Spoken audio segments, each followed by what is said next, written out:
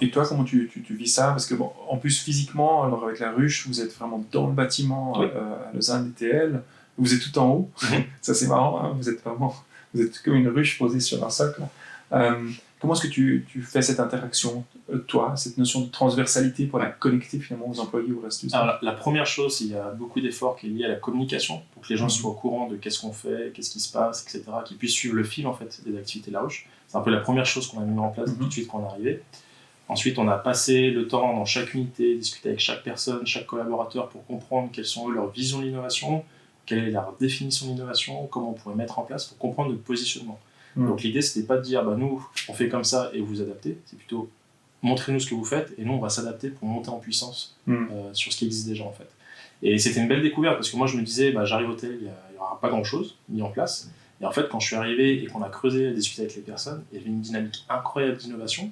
L'innovation qui était plus incrémentale, ce qu'on voyait le plus souvent, mais ce qui est normal, lié vraiment au cœur du métier.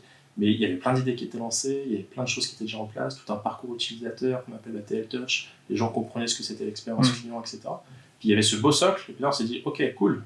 Par contre, nous, maintenant, c'est compliqué, parce que comment on se positionne par rapport à ça, pour qu'on puisse vraiment être catalyseur et pas un frein, en fait, ou une peur autour de ça. Puis c'est là qu'on s'est dit, nous, on va s'orienter sur l'innovation de rupture, parce que les personnes qu'on a recrutées ont le plus de valeur ajoutée pour l'innovation de rupture. Donc on a dit très simplement, écoutez, nous, sur les 100% de notre temps qu'on a, 80% on se concentre sur les innovations de rupture, parce que c'est là où on a du potentiel, et en plus, vu que vous savez faire l'innovation incrémentale, on va venir sur le terrain, entre guillemets, par rapport à ça. Et par contre, on garde 20% de notre temps, si vous voulez, on est à votre disposition, vous pouvez nous prendre des gens, des ressources autour de ça, pour qu'on puisse vous accompagner sur vos aventures d'innovation, découvrir des nouvelles méthodes, faire appel à nos testeurs, etc.